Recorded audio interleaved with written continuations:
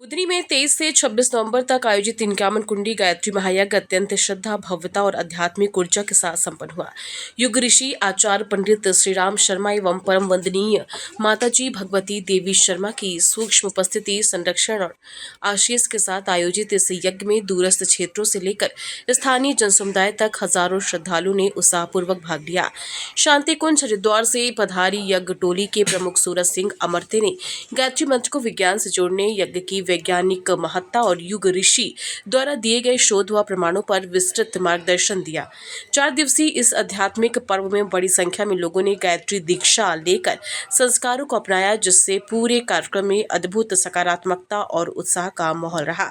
महायज्ञ की विशेषता यह रही कि प्रत्येक सत्र में श्रद्धालुओं ने विश्व कल्याण, शांति और सांस्कृतिक उत्थान के संकल्पों के साथ यज्ञ आहुतियां प्रदान की।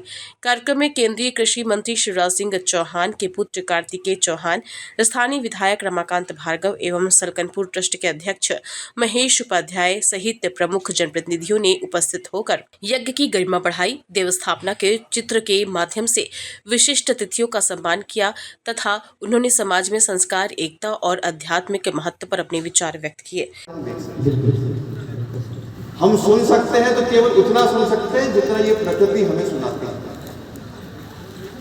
ऐसा कहते हैं कि 20,000 मेगाहर्ट्ज डेसिबल की जो आवाज होती है उससे ऊपर हम नहीं सुन सकते और उससे नीचे भी हम नहीं सुन सकते। एक रेंज होती है जिसमें हम,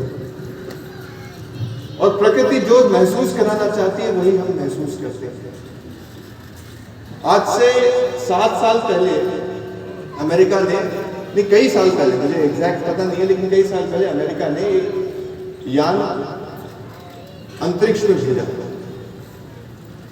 और अंतरिक्ष में जब शनि ग्रह के पास हो गया तो उसने आखिरी बार मुड़ के पृथ्वी की एक फोटो खींची। उस फोटो को आप देखेंगे तो उसमें पृथ्वी एक छोटे से बिंदु के बराबर दिखती है। और जब उस तस्वीर को आप देखते हैं तो मन में ऐसे भाव पैदा होते हैं कि दुनिया में जितनी भी गतिविधियां हुई, सारे युद्ध, महात्मा गांधी जी के जन्म से लेकर उससे पहले पौराणिक जितनी भी कथाएं हैं, रामायण से लेकर महाभारत से लेकर, सिर्फ उस एक छोटे से बिंदु पे हुई है।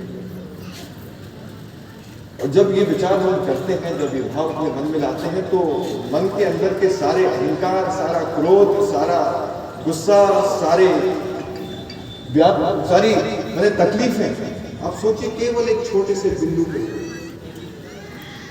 तो वास्तव में हम क्या है? हम क्या केवल ये शरीर है? हम क्या केवल ये बुद्धि है? हम क्या केवल एक ये मन है जिसमें ये सारी तकलीफें, सारी खुशी, सारी दुख, या हम इससे भी ज्यादा कुछ हैं?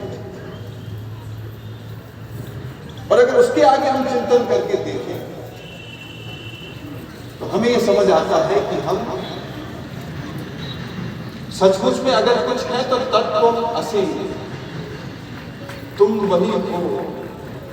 तुम अगर देखो तो इस ब्रह्मांड के, इस संसार के भी एक चेतना हो। ये चेतना केवल तुम में नहीं बसती, यहाँ पे सभी व्यक्तियों में, सभी पशुओं में, सभी जीव जंतुओं में बसती है। नर्मदापुरम से प्रदीप कुमार नागर की रिपोर्ट।